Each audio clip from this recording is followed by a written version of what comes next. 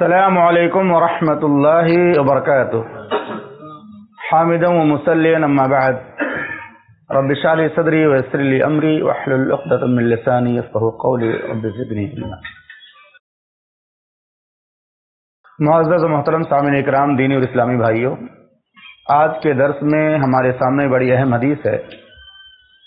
حدیث کا موضوع ہے غصہ کے وقت صبر کی اہمیت۔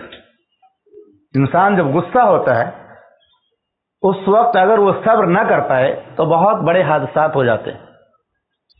پہلی حدیث ہے حدیث نمبر 45۔ اس کے اندر جو راوی ہیں وہ ابو ہریرہ رضی اللہ تعالیٰ عنہ۔ ابو ہریرہ رضی اللہ تعالیٰ عنہ بیان کرتے ہیں کہ محمد رسول اللہ صلی اللہ علیہ وسلم نے فرمایا، لیس الشدید بالسرعہ انما الشدید الذی یملک نفسہ عند الغضب۔ رسول اللہ صلی اللہ علیہ وسلم نے فرمایا کہ پہلوان وہ نہیں ہے جو کسی پہلوان کو پچھاڑ دے۔ میدان کے اندر کشتی کے مقابلے میں پہلوان کو پچھاڑنا، میدان میں کسی کو زیر کر دینا جسمانی اعتبار سے، وہ پہلوان نہیں ہے۔ لیس الشدید بالسرعہ، پہلوان وہ نہیں ہے، طاقتور وہ نہیں ہے جو کسی پہلوان کو پچھاڑ دے۔ انما الشدید الذی یملک نفسہ عند الغضب، پہلوان وہ ہے جو غصے کے وقت اپنے نفس پر قابو رکھے، غصے کے وقت اپنے نفس پر قابو کر لے جائے، وہ سب سے بڑا پہلوان ہے۔ اور اس کے بعد حدیث نمبر 46 ہے۔ اس کے اندر اللہ کے نبی صلی اللہ علیہ وسلم کے ایک صحابی ہیں، سلیمان ابن سرد بیان کرتے ہیں رضی اللہ تعالیٰ عنہ، کنت جالسا مع النبی صلی اللہ علیہ وسلم،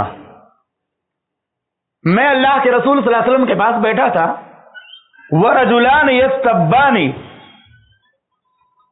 اور دو آدمی آپس میں ایک دوسرے کو گالی دے رہے تھے، دونوں آپس میں غصہ کر رہے تھے، ایک دوسرے کو گالی دے رہے تھے۔ وَأَحَدُهُمَا قَدْ احْمَرَّ وَجْهُهُ، اس میں سے ایک آدمی کی حالت یہ تھی غصے سے سرخ ہو چکا تھا، اس کا چہرہ غصے سے لال ہو گیا تھا۔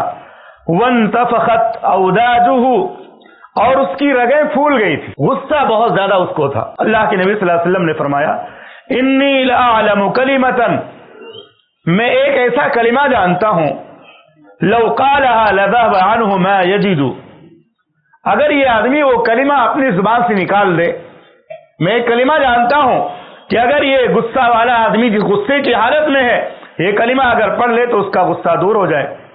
اور اگر یہ شخص یہ کہہ لے اعوذ باللہ من الشیطان الرجیم، لو قال اعوذ باللہ من الشیطان الرجیم، وہ کلمہ کیا ہے؟ اعوذ باللہ من الشیطان الرجیم۔ اور اسی طرح اللہ کے نبی صلی اللہ علیہ وسلم نے یہ بھی بیان کیا کہ اے لوگو، غصہ جو ہے یہ شیطان کی طرف سے ہوتا ہے۔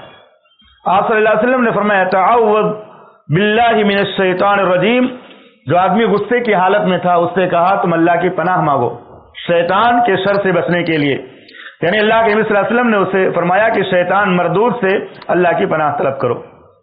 تو یہ غصے سے متعلق دو حدیثیں میں نے آپ کے سامنے پیش کی ہیں۔ امام بخاری رحمہ اللہ نے پہلی حدیث کو ذکر کیا اپنی صحیح کے اندر اور باب باندھا، باب الحذر من الغضب، غصے سے بچو، غصہ خطرناک چیز ہے، غصے میں انسان بہت سارے ایسے کام کر بیٹھتا ہے بعد میں اس کو بہت پچھتاوا ہوتا ہے۔ امام مسلم رحمہ اللہ نے باب باندھا، باب فضل من یملک نفسہ عند الغضب وبأی شیء یذهب الغضب، باب اس بیان میں کہ وہ آدمی کتنی فضیلت والا ہے جو غصے کے وقت اپنے نفس پر قابو پا جاتا ہے، جو غصے کے وقت اپنے نفس پر قابو پا جائے اس کی فضیلت کا بیان اور اس کلمے کا بیان جس سے غصہ دور ہو جاتا ہے۔ آپ نے سن لیا اعوذ باللہ من الشیطان الرجیم۔ ابن عثیمین رحمہ اللہ فرماتے ہیں چونکہ غصے کی حالت میں انسان بہت سارے ایسے کام کر بیٹھتا ہے کہ اس کا بہت نقصان ہو جاتا ہے، کبھی جانی نقصان، کبھی مالی نقصان، کبھی جسمانی نقصان، کبھی اپنی عزت ہی پر حملہ کر بیٹھتا ہے، بہت ساری باتیں غصے میں بول دیتا ہے، جو چھپی ہوئی رہتی ہیں رات کی باتیں غصے میں ساری نکال دیتا ہے۔ تو یہ ساری کی ساری چیزیں جو غصے کی حالت میں انسان سے سرزد ہوتی ہیں اس سے انسان کا اپنا نقصان ہوتا ہے، اس کو کچھ فائدہ نہیں ملتا سوائے نقصان کے۔ اسی لیے اللہ کے نبی صلی اللہ علیہ وسلم نے منع کیا غصہ مت کرو، بہت زیادہ غصہ کرنے سے انسان کو بہت سارے نقصانات لاحق ہو جاتے ہیں۔ اس حدیث سے بات بھی ثابت ہوتی ہے کہ صحابہ کرام بھی بشر تھے، صحابہ کرام بھی انسان تھے، انہیں بھی غصہ آتا تھا، لیکن محمد رسول اللہ صلی اللہ علیہ وسلم کی نصیحت سننے کے بعد وہ اپنے غصے پر قابو پا جاتے تھے، اپنے غصے کو کنٹرول کر لیا کرتے تھے۔ لیکن آج ہمارا حال یہ ہے کہ اگر کوئی آدمی شدید غصے کی حالت میں ہو اور کوئی محسن پہنچ جائے، اس کا محسن مانے خیر خواہ، اس کو منع کرنے لگے تو اسی کو چبانے کی کوشش کرے گا وہ۔ یعنی غصے کے عالم میں اگر کوئی آدمی آپ کو غصے سے روک رہا ہے تو وہ خیر خواہ ہے، یا جو آگ لگا رہا ہے وہ خیر خواہ ہے۔ دونوں طرح کے لوگ ہوتے ہیں۔ جب کوئی غصے کے عالم میں ہوتا ہے تو جو بدخواہ لوگ ہوتے ہیں، اس کے دشمن لوگ اور ہوا دیتے اس کو، اور اس پر جو ہے مٹی کا تیل ڈالیں گے، یعنی اس کے اندر اور بھڑکانے کی کوشش کریں گے، غصہ اور بھڑک جائے، ارے تو ایسا کیا ہے، اس نے آپ کے ساتھ ایسا بھی کیا ہوگا، ایسا بھی کیا ہوگا، یعنی دو آدمی میں لڑائی ہو تو اس کو اور زیادہ بڑھانے کی کوشش کرتے ہیں۔ لیکن خیر خواہ کون ہوتا ہے؟ جو غصے کی حالت میں آپ کو صبر کی تلقین کرے، غصے پر قابو پانے کی نصیحت کرے، وہ خیر خواہ ہے۔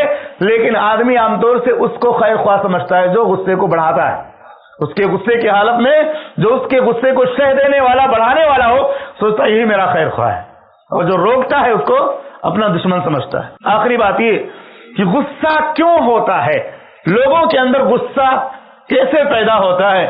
اس کی بنیادی وجہ بد زبانی۔ آدمی جب بد زبانی کرتا ہے، کتنا اچھا آدمی سامنے بیٹھا ہو، آپ اس کے ساتھ بد زبانی کرو گے، ایک بار، دو بار، تین بار، صبر کرتے کرتے وہ غصہ ہو ہی جائے گا۔ تو بد زبانی، سخت مزاجی، یہ غصے کا سبب ہے، ریزن ہے۔ اسی طرح سے اس کی اور بنیاد، آدمی بد زبانی کب کرتا ہے کسی سے؟ بد زبانی آدمی کب کرتا ہے؟ جب وہ آدمی متکبر ہوتا ہے، گھمنڈی ہوتا ہے۔ بد زبانی کرنے والا عام طور سے اپنے آپ کو بڑا سمجھتا ہے، اپنے آپ کو معزز سمجھتا ہے، سامنے والے کو ذلیل سمجھتا ہے، ایسی ویسی اور ادھر ادھر کی باتیں کر کے اس کو ذلیل کرنے کی کوشش کرتا۔ جو متکبر شخص ہوتا ہے وہ عام طور سے لوگوں سے ٹکراتا ہی رہتا ہے، اس کو گالی دے گا، اس کو برا بلا بولے گا، اس کے ساتھ بدتمیزی کرے گا، اور وہ اسے اپنی شان سمجھتا ہے کہ میں اب نکلا ہوں باہر میدان میں، بازار میں، مارکیٹ میں، کہیں بھی، تو میں لوگوں کو دکھاتے جاؤں کہ میری شان کیا ہے، میری شان کیا، لوگوں کو چھیڑنا، لوگوں کو پریشان کرنا، لوگوں کے ساتھ بدتمیزی کرنا، بد زبانی کرنا۔ اسی سے پھر غصہ لوگوں کے اندر منتقل ہو جاتا ہے۔ ایک آدمی بد زبانی کرے گا، دوسرا آدمی غصہ ہوگا، پھر تیسرے تک وہ پہنچے گا۔ ایسے ہی پورے سماج کے اندر غصے کی آگ بھڑک اٹھتی ہے۔ اللہ سے دعا ہے کہ رب العالمین ہم تمام مسلمانوں کو غصہ کرنے سے بچائے اور غصے کی حالت میں اپنے نفس پر قابو پانے کی توفیق عطا فرمائے اور ایمان کے ساتھ موت نصیب فرمائے۔ آمین۔ وصلی اللہ علی نبی الکریم۔ السلام علیکم ورحمۃ اللہ۔ ایسے ہی فائدہ مند اسلامک ویڈیوز دیکھنے اور منہج سلف پر کتاب و سنت کی تعلیمات کو عام کرنے میں ہمارا تعاون کرے، تاکہ آپ کے لیے ذریعہ نجات، جنت کے حصول کا سبب، ساتھ ہی مال میں برکت و اضافے کا ذریعہ بھی بنے۔ آمین۔ جزاک اللہ خیرا۔